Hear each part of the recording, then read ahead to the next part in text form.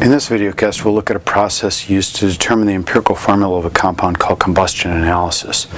The empirical formula of a compound is based on experiments that give the number of moles of each element in the sample of the compound. This is why we use the word empirical, which means based on observation and experiments. Chemists have devised a number of experimental techniques to determine empirical formulas, and one of these is called combustion analysis. Combustion analysis, which is commonly used for compounds containing principally carbon and hydrogen and sometimes oxygen as their component elements. On page 99 in your textbook, if you look at this picture, you can see an apparatus used to determine the percentages of carbon and hydrogen in a compound. They'll take the sample and put it into a furnace, and then it runs through some copper oxide, which helps to oxidize traces of carbon and carbon monoxide to carbon dioxide, and to oxidize hydrogen into water. And then there's a water absorber portion and a carbon dioxide portion that's an absorber. And of course, if it contains oxygen as well, if the compound does, we can by subtraction figure out what that is. And you also have a problem in your text where it contains nitrogen instead of oxygen. You can do that by subtraction because you've got the amount of hydrogen and the amount of carbon in there as well. We're going to look at two sample problems using combustion analysis. And in combustion analysis, we're assuming that we have a carbon-containing compound with a certain amount of hydrogen in this compound, and perhaps a certain amount of oxygen in here as well. And we're going to burn this in an excess amount of oxygen, and we're going to produce carbon dioxide and water. And when we do this, we assume that all the carbon becomes carbon in carbon dioxide, and all the hydrogen becomes hydrogen in water. And we can figure out how much oxygen there was by subtracting from the initial mass of the sample the amount of carbon and the amount of hydrogen, and assume that what is left over is oxygen. So our first problem is right here. It says isopropyl alcohol, a substance sold as rubbing alcohol, is composed of carbon, hydrogen, and oxygen. Combustion of a 0.255 grams, of isopropyl alcohol produces 0.561 grams of carbon dioxide and 0.306 grams of water. Determine the empirical formula of isopropyl alcohol. So the first thing we do is we want to figure out how many grams of carbon we have, and also how many grams of hydrogen we have in this compound. And then from that we can figure out the mass of oxygen in there as well.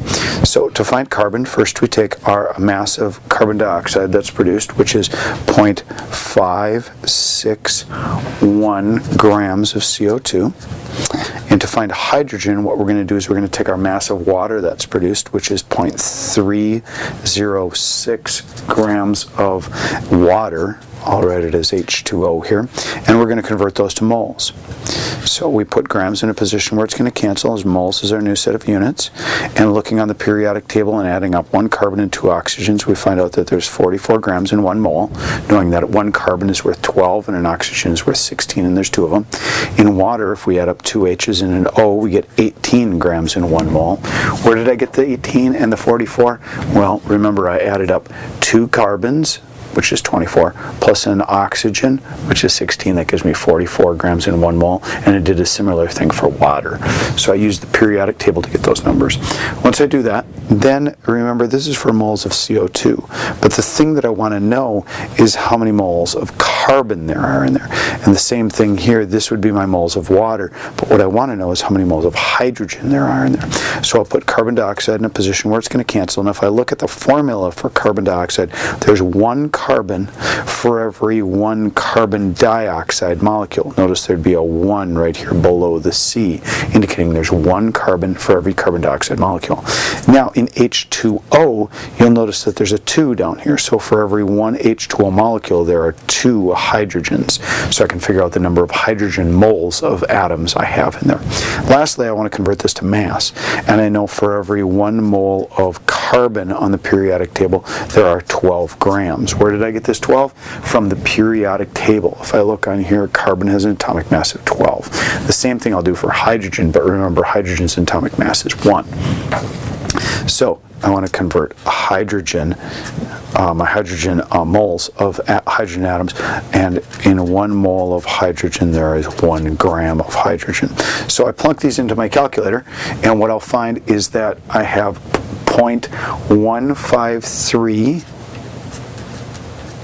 grams of carbon that's produced, and I'll also find out that I had 0.0343 grams of hydrogen produced. So notice what I did now. I took my carbon dioxide and figured out how many grams of carbon, just pure carbon I have. This is grams of carbon. And I took my water and I found out how many grams of just pure hydrogen I had. And remember how I said up here, I'm assuming that all the carbon that was in that sample went to carbon dioxide, and all the hydrogen that was in that sample went into water. Well, what about the oxygen that's in that sample? Well, I'm also told the total mass of the sample. It tells me that my sample was 0.255 grams. So now I can take the 0.255 gram sample, and I can subtract from that my mass of carbon, which is 0.153, and my mass of hydrogen, which is 0.0343. Remember, this is grams of hydrogen and this is grams of carbon, and what's left over is going to be my grams of oxygen, because I want to know how many grams of carbon, hydrogen, and oxygen I have in it, and then I can determine the empirical formula. So if I do the subtraction, I find out that there are 0.068 grams of oxygen in this sample. Now that I have my grams of carbon, my grams of hydrogen, and my grams of oxygen, I can use these just like I've done before on empirical formula problems, except I don't have to assume a 100-gram sample. I'm given the number of grams that I have. So taking these numbers, and I'm going to rewrite them right down here, I'm going to take the 0.153 grams of carbon, the 0.0343 grams of hydrogen, and the 0.068 grams of oxygen, and I'm going to convert each of these to moles, because remember, when I do empirical formula problems, I want to convert from grams to moles. And in 1 mole of carbon there are 12 grams. I get that from the periodic table. In 1 mole of hydrogen there is 1 gram, and in 1 mole of oxygen there are 16 grams. So 0.153 divided by 12 gives me a 0.0128 moles of carbon. Times 1 divided by 1 gives me 0.0343 moles of hydrogen, and lastly 0.068 divided by 16 gives me 0.0043 moles of oxygen. So now I know my moles of carbon, hydrogen to oxygen. To get the simplest whole number ratio, what I'll do is I'll take each of these numbers and divide it by the smallest number of moles. The smallest number of moles here is 0.0043, so I'll take each one and divide it by 0.0043, and when I do this, I end up obviously with 1 for oxygen, because I'm dividing those two numbers. I get approximately 3 for carbon, okay, approximately 3 for carbon, and I get approximately, pretty close to 8 for hydrogen. Actually, it's like 7.9 something, and I have to round that to the nearest whole number, you know, if it's really close. Of course, if it turns out to be at like 4.5 or something like that, then I'll have to double all of them, just like I did before in empirical formula problems. So my empirical formula here turns out to be C3H8O, which is, as a matter of fact, the empirical formula for isopropyl alcohol. Let's do one other sample problem using combustion analysis, and we'll go through the steps one more time. In this problem, it says that we have Caproic acid, which happens to be responsible for the odor of dirty socks, is composed of carbon, hydrogen, and oxygen atoms. It says combustion of a 0.225 gram sample of this compound produces 0.512 grams of carbon dioxide and 0.209 grams of water. Then it says, what is the empirical formula for caproic acid? And then it also tells us that caproic acid has a molar mass of 116 grams per mole. What is the molecular formula? So first we're going to find the empirical formula using combustion analysis, and then we're going to be able to use that to find the molecular formula since we know the total molecular weight. So first step is to find the amount of carbon that we have. Second is to find the amount of hydrogen that we have, just like we did before.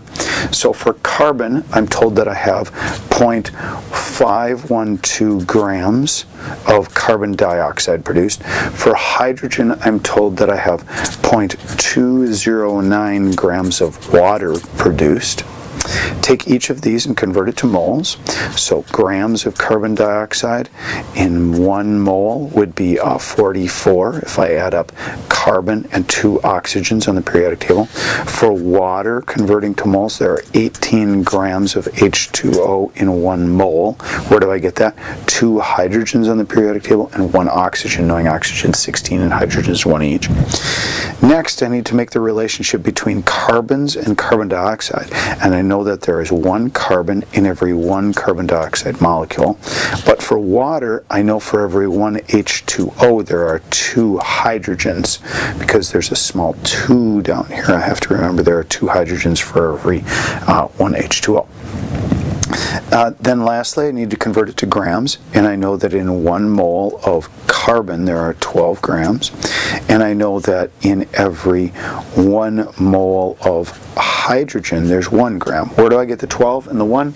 Well, from the periodic table. Remember, carbon has an atomic mass of 12 and hydrogen has an atomic mass of 1. That's where I get those numbers. So once I do this math in my calculator, I find out that my mass of carbon is 0.139636 grams, and I'll find out that my grams of hydrogen are 0.023222 grams. This is hydrogen and this is carbon. This is hydrogen grams, this is carbon grams. Now I also want to know what are the grams of oxygen in there. So I'm going to go back over here and I'm going to write down my sample has a total mass of 0.225 grams. This is the sample, and remember the sample contains carbon and hydrogen and oxygen, and I'll subtract from that my carbon, which is 0.139639, and I'm going to carry along a whole bunch of decimals right now till the end, and I'll also subtract from that the mass of hydrogen, 0.023222 grams. When I do that subtraction, I find out that my grams of oxygen in that compound are 0.06218 grams of oxygen. I'll just rewrite my carbon and hydrogen right down here below it. I had 0.1396 grams of carbon and 0.02322 grams of hydrogen. Now take each one of these grams and I'll work it just like I work an empirical formula problem, where I take my grams and convert it to moles, and then I'll divide by the smallest. So pause the video now and see if you can do this with your calculator and see what you get for a ratio. Oxygen, 16 grams in 1 mole.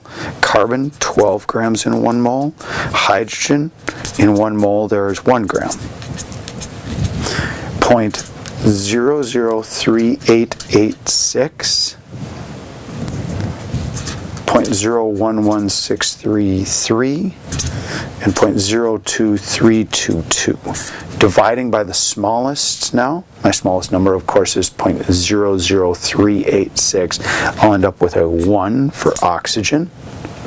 This is an O for oxygen. Dividing by 0.038666 will give me approximately a 3 for carbon, and dividing this by 0.003866 will give me a 6 for hydrogen. So my ratio is C3H6O1. Now this is my empirical formula for caproic acid. It told me at the top of the page that the molecular formula mass was 116 grams per mole. 116. Now, I can find out the number that I would multiply these subscripts by simply taking the molecular formula mass, which is 116 grams per mole, and dividing it by the empirical formula mass. And if I add up 3 carbons, a hydrogen, and an oxygen on the periodic table, I get 58 grams per mole. And 116 divided by 58 is approximately 2. So I have to multiply each one of these subscripts by 2 to get the molecular formula, which turns out to be C6H12O2. And this, as a matter of fact, is the empirical formula for Caproic acid. Good luck with your combustion analysis problems.